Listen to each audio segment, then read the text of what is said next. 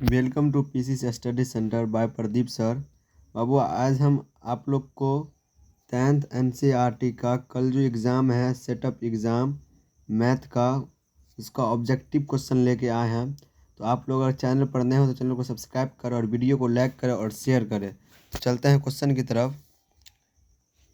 Question ये बोल रहा है, पहला क्वेश्चन ये कि रूट 19 कौन सी संख्या है? परिमेय, अपरिमेय, पूर्णांक, इनमें से कौन? रूट 19 जो है इसका कोई वर्गमूल नहीं निकलता, तो इसलिए वह अपरिमेय संख्या होगा। चलता है क्वेश्चन नंबर 2 में ये बोल रहा है कि 140 का अभाज्य गुणनखंड में 7 का घातांक यानी 140 को जो तोड़ेंगे गुणनखंड में 7 का घातांक जो आएगा वो 1 आएगा। एक ऑप्शन नंबर बी होगा। चलते हैं क्वेश्चन नंबर 3 में ये बोल रहा है कि यूक्लिड विभाजन प्रमेय के अनुसार किन्हीं दो धनात्मक पूर्णांक ए और बी के लिए ऐसे अद्वितीय पूर्णांक क्यों और धनवान ए बराबर बी क्यू और जहाँ आर संतुष्ट, यानी हम इसका मतलब ये है कभी भी आप लोग जैसे 4 और 8 ले लेते हैं तो 4 दूना 8, इसका मान 0 आया। तो ये जो है ये शेष ये आर ये कभी इससे बड़ा नहीं होगा। तो इसका कहना मतलब कि यह कि ये जो शेष है इससे कहीं बड़ा नहीं होगा, इसलिए इसका आंसर जो होगा वह सी होगा। चलते हैं क्वेश्चन नंबर 4 बोले कि यदि m एक धनात्मक पूर्णांक तो धनात्मक सम पूर्णांक क्या होता है? सम पूर्णांक हुआ वह b होगा। चलते हैं क्वेश्चन नंबर 5 में ये बोल रहा है 5 में बोल रहा है कि प्रत्येक अपरिमेय संख्या होती है। प्रत्येक अपरिमेय संख्या जो होती है वह एक वास्तविक संख्या होती है। 5 का डी होगा। चलते हैं क्वेश्चन नंबर 6 बोला है कि निम्नलिखित में किसका दशमलव प्रसार शांत होता है? तो शांत जो होगा वह बी होगा। आप लोग तोड़ लीजिएगा, बी होगा। नेक्स्ट क्वेश्चन 7 में चलते हैं। 7 बोला है कि निम्नलिखित में कौन परिमेय संख्या देखिए बी है, दोनों का वर्गमूल निकाला बी है। चलते हैं नेक्स्ट 8 में बोला कि यदि 42 इसको छोड़ो और 35 का मौसो क्या होगा? 42 और 35 का जो मौसो आप जो तोड़िएगा वो होगा 7 होगा, तोड़ लीजिएगा। चलते हैं क्वेश्चन नंबर 9 में ये बोल रहा है कि पी एक्स 3x बराबर 1, तो x प्लस 1 से मतलब कि x प्लस 1 को 3x प्लस 1 से भाग दीजिएगा। इसका घात जो आएगा घात वह 2 आएगा, यानी घात जो आएगा वह 2 आएगा। चलते हैं क्वेश्चन नंबर 10 में बोला कि 2x इतना का शून्य क्या होगा? शून्य जो होगा वह आप जो तोड़िएगा इसको गुणनखंड के रूप में जो तोड़िएगा 10 का जो आंसर आएगा वह सी आएगा, सी। चलते हैं क्वेश्चन नंबर 11 में बोल रहा है कि द्विघात बहुपद इतना दिया हुआ है, इतना दिया हुआ शून्य अल्फा प्लस बीटा अब माइनस अल्फा इंटू बीटा का इसका मान बैठेगा तो सॉल्व करिएगा तो 11 का जो आंसर आएगा वो बी आएगा, -8 आएगा। चलते हैं क्वेश्चन नंबर 12 में ये बोला कि यदि बहुपद एक्स स्क्वायर ये एक्स स्क्वायर है माइनस के एक्स माइनस 42 का शून्य 3 है तो के का मान क्या होगा? यानी एक शून्य दे दिया दूसरा शून्य हमको निकालना है, इसका गुणनखंड तोड़िएगा तो 12 का जो आएगा वह सी आंसर आएगा, 11 आएगा। चलते हैं क्वेश्चन नंबर 13 ये बोल रहा है कि निम्नलिखित में से कौन एक द्विघात बहुपद है जिसका शून्य कितना दिए हो, मतलब इसमें से किसका शून्य कितना है? 13 का जो है डी होगा, डी इसका डी है 13 का डी बोली इसका आंसर होगा। चलते हैं क्वेश्चन नंबर 14 ये बोल रहा है कि बहुपद पी एक्स का एक गुणनखंड एक्स प्लस 2 है, तो इसमें एक्स प्लस 2 है तो बराबर 0 डाल दीजिएगा तो x बराबर -2, यानी बी आंसर होगा। चलते हैं क्वेश्चन नंबर 15 बोला है कि इतना घात क्या होगा? x को पूरा गुना कर लीजिए, इसका जो अधिकतम जो घात होगा वह 3 होगा, क्योंकि 7x x एक तो 7x क्यों होगा और बाकी x स्क्वायर होगा तो इसका अधिकतम 3 होगा। चलते हैं क्वेश्चन नंबर 16 एक घात वाले बहुपद क्या कहते हैं? एक घात वाले बहुपद को रेखिक बहुपद कहते हैं। चलते हैं क्वेश्चन नंबर 17 बोले कि x प्लस 14 और -x माइनस 4, तो इसका मतलब क्या हल क्या? इसको सॉल्व करिएगा आपका आएगा वो एक आएगा, ए आंसर x बराबर 9 बराबर 5 आएगा। चलते हैं क्वेश्चन नंबर 18 बोले कि दो रेखिक समीकरण के लिखित में से प्रतिच्छेद रेखा होगा हल, यानी ग्राफ जो प्रतिच्छेद इसका क्या कितना हल होगा? तो वो एक हल होता है, एक हल। चलते हैं क्वेश्चन नंबर 19 में ये बोल रहा है 19 में ये बोल रहा है कि रेखिक समीकरण इतना और इतना का कितना हल होगा? तो इसका जो होगा इतना दिए हुआ तो यानी a1/a2 b1/b2 पर तोड़िएगा जो इसका कितना हल होगा वह होगा डायरेक्ट होगा, इसका जो आंसर होगा बी होगा, कोई हल नहीं। चलते हैं क्वेश्चन नंबर 20 बोल रहा है 20 में बोल रहा है कि इतना इन तीनों समान दे दिया बराबर में दे दिया तो संपाती रेखा होगा। चलते हैं क्वेश्चन नंबर 21 में ये बोल रहा है कि 3x बराबर 4, यानी 3 से 3 काट दीजिए 3 से 3 काट दीजिए, 3 चौक 12 होगा, यानी x बराबर 4, तो x बराबर 4 तो क्या, तो y अक्ष के समांतर होगा। चलते हैं क्वेश्चन नंबर 22। 22 में ये बोल रहा है निम्नलिखित में से कौन द्विघात समीकरण, अब इसको जो हल करे वो सी, इसका आंसर आएगा सी इसका राइट आंसर होगा सी होगा। चलते हैं क्वेश्चन नंबर 23। 23 में ये बोल रहा है कि के किस मान के लिए इतना इतना का मूल वास्तविक असमान, यानी डी का मान 0 से बड़ा हो, यानी डी का मान 0 से बड़ा हो, तो इसका जो होगा वह सी होगा, के रेशियो 9। चलते हैं क्वेश्चन नंबर 24। द्विघात समीकरण इतना इतना का मूलों का योग, ये एक्स स्क्वायर है, 2x स्क्वायर है, ये 2x स्क्वायर है, 2x स्क्वायर, इसका मूल्य जो होगा 24 का ए होगा, 24 का बाबू ए होगा। चलते हैं क्वेश्चन नंबर 25। 25 में ये बोल रहा है कि बी स्क्वायर माइनस 4ac समीकरण मूलों की प्रकृति होगी, यानी इतना ये बोल रहा है कि बी एक्स स्क्वायर मूलों की प्रकृति होगी 0 से अगर बड़ा हो, तो मूलों की प्रवृत्ति देख लेते हैं, इसमें होगा हाँ होगा सी वास्तविक मूल होगा, इसमें वास्तविक मूल होगा। चलते हैं क्वेश्चन नंबर 26। बोला कि 7x स्क्वायर माइनस 12x मूलों का जोड़ने, मूलों का जोड़ यानी मूलों का योग और मूलों का गुणनफल का अनुपात क्या होगा।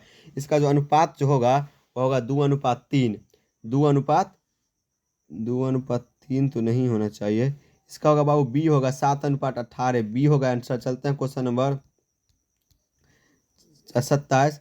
27 में ये बोल रहा है कि यदि द्विघात समीकरण इतना इतना मूलों का गुणनफल 4 है, तो इसका मान क्या होगा। यहाँ पर हल्का लॉजिक करिएगा आप लोग। तो ये एक्स स्क्वायर दिया हुआ है माइनस 5x प्लस पी बराबर 0। ये जो 10 जो है 10 को इस तरफ लिएगा, 10 को जब इस तरफ लाइएगा प्लस में है तो माइनस होगा -10। ये जो फिर बोल रहा है गुणनफल, मूलों का गुणनफल सी बाय दिए कितना 4, सी बाय ये जो p-10 वो सी का मान हो जाएगा, समझे। इसका जो आंसर होगा वह 27 का जो आंसर होगा वह सी होगा, 6 होगा। चलते हैं क्वेश्चन नंबर 28। 28 में ये बोल रहा है द्विघात समीकरण x square minus P x का विवेचक का मान है, विवेचक का मान जो है वह ए होगा, 28 का ए, यानी विवेचक का मान सॉल्व करेगा ना, बी स्क्वायर माइनस 4ac पे सॉल्व करे तो ए आएगा आंसर। चलते हैं क्वेश्चन नंबर 29। 29 में ये बोल रहा है कि समान से एनवा पद क्या होगा, यानी एनवा पद, एन का मान दे दिया, एनवा पद जो होगा इसका वह होगा ए, 4n-3। चलते हैं क्वेश्चन नंबर 30। 30 में यह है कि समान 36वां पद क्या हो गया, एन का मान 36 हमको दे दिया है, इसका जो 95 होगा। चलते हैं क्वेश्चन नंबर 31। 31 समांतर श्रेणी का इतना इतना का तो 5वां पद क्या होगा। इसका जो 5वां पद होगा ना वह होगा 50 होगा, √50। 5वां पद √50 होगा। चलते हैं क्वेश्चन नंबर 32। अब जो आओ क्वेश्चन है बाबू यह 32। यदि x + 2 3x + 4, यहाँ x + 2 है, इसका 32 का जो आंसर होगा सी होगा, 32 का सी होगा 3। इसको सॉल्व जो करिएगा ना सी है, x को एक जब संख्या को एक दो जोड़ेगा तो सी होगा आंसर। चलते हैं क्वेश्चन नंबर 33।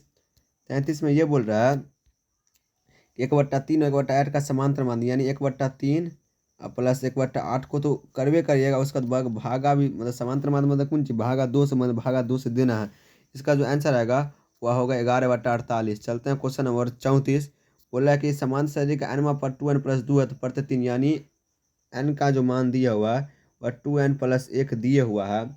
तो प्रथम 3 पद यानी n का मान हम एक बार 1 बैठा लेते हैं, फिर 2 बैठा लेंगे, फिर 3 बैठा, उसका जो पूरा का जो आंसर आएगा फिर लास्ट में आएगा तो आएगा जो 12 आंसर आएगा, फिर दोनों का यहाँ पर आएगा, फिर यहाँ पर आएगा, फिर यहाँ पर आएगा, फिर तीनों को जोड़ दीजिएगा 12 आंसर आएगा। चलते हैं क्वेश्चन नंबर 35। बोला कि समांतर श्रेणी इतने तक n पदों का योग, यानी एसन का फॉर्मूला पर एसन का जो फॉर्मूला पर जाइएगा उसका आएगा -3/2। चलते हैं क्वेश्चन नंबर 36। बोला कि बिंदु इतना इतना को मिलाने वाला रेखाखंड मध्य बिंदु क्या होगा।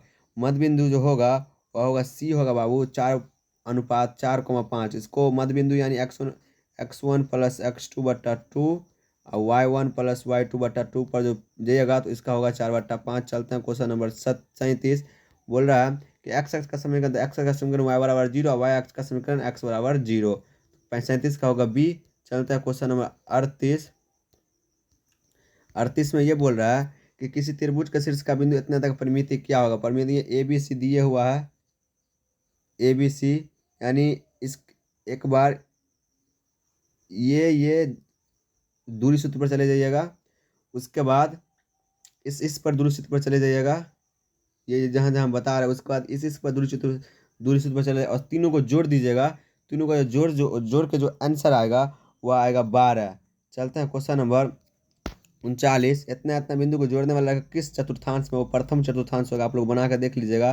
चलते हैं क्वेश्चन नंबर 40। एक्स एक्स का दूरी क्या होगा, एक्स एक्स का दूरी क्या होगा, तो 4 होगा, बी होगा। चलते हैं क्वेश्चन नंबर 41। 41 में ये बोल रहा है कि एक्स एक्स बिंदु, एक्स का नियम है कि एक्स एक्स बिंदु एक्स कमा 0, तो यानी ए होगा आंसर। चलते हैं क्वेश्चन नंबर 42। बोला कि इतना इतना त्रिभुज का क्षेत्रफल क्या होगा। क्षेत्रफल जो बनाइएगा वह होगा सी, यानी 2 आंसर होगा। चलते हैं क्वेश्चन नंबर 43। इतना माने थीटा बराबर, थीटा का मान 30 दिए हुआ है, 4 कॉस थीटा का 30 गुने 2, 30 दूना 60, यानी 4 कॉस थीटा। इसका जो आंसर आएगा वो आएगा ए, 2 आंसर आएगा। चलते हैं क्वेश्चन नंबर 44। बोल रहा है कि थीटा का मान 60 दी हो तो साइन 60 और कॉस 60 का जो मान आएगा वो आएगा डी आंसर। 44 का डी बना लीजिएगा। 45 चलते हैं। 45 बोल रहा है कि tan थीटा और 90 tan theta into cot theta into tan theta का जो मान जो आता है वह होगा ए। चलते हैं क्वेश्चन नंबर 46। 46 में ये बोल रहा है कि tan थीटा बराबर √3, तो sec थीटा का मान क्या होगा। tan किस में, तो tan 60 में शायद आता है √3 ना। tan 60 tan काट देंगे तो sec 60 का मान जो होता है वह होगा 2। हाँ, 2 ही आंसर होगा। चलते हैं क्वेश्चन नंबर 47। साइन थीटा और 1/2 तो कॉट थीटा का मान क्या होगा, यानी इसका 1/2 दिया तो कॉट थीटा का जो मान जो आएगा वह मान जो आएगा इस √3 आएगा, सी होगा इसका आंसर, सी। चलते हैं क्वेश्चन नंबर 48। बोला कॉस थीटा बराबर 4/5, तो tan थीटा का मान क्या होगा। इसका होगा 3/4। सॉल्व करेगा तो 3/4 आएगा आंसर। चलते हैं क्वेश्चन नंबर 49। यानी ये बोल रहा है cos theta plus sec theta का बराबर 5, यहाँ पर कुछ नहीं, स्क्वायर कर दीजिएगा, यहाँ पर भी स्क्वायर कर दीजिए, ए प्लस बी को होल स्क्वायर दे दीजिएगा। आपका जो आएगा आंसर वो हमारा अंदाज से आएगा आंसर ए आएगा आंसर, 7/4 आएगा आंसर। चलते हैं question number 50। Sine theta plus cos sine 45 plus cos 45 का जो फार्मूला करिएगा तो √2 होगा आंसर, इसका √2 होगा आंसर। चलते हैं लास्ट क्वेश्चन। लास्ट क्वेश्चन ये बोल रहा है कि सेक स्क्वायर थीटा -1, इसका क्या होगा। सेक स्क्वायर 60 - 1, 2 सेक स्क्वायर दिया हुआ तो सेक 60 का मान बैठा दीजिएगा, -1 से कैलकुलेशन करिएगा, सी आएगा आंसर, 51 का सी। बस इतना ही क्वेश्चन है। अगर आप लोग अच्छा से पढ़ लीजिएगा तो आशा करता है कि आप लोग का कल जो एग्ज़ाम होगा वह अच्छी तरीके से निकल जाएगा। देख लीजिएगा, बार बार देख लीजिएगा। तब तक के लिए बाय बाय। जय हिंद, जय भारत।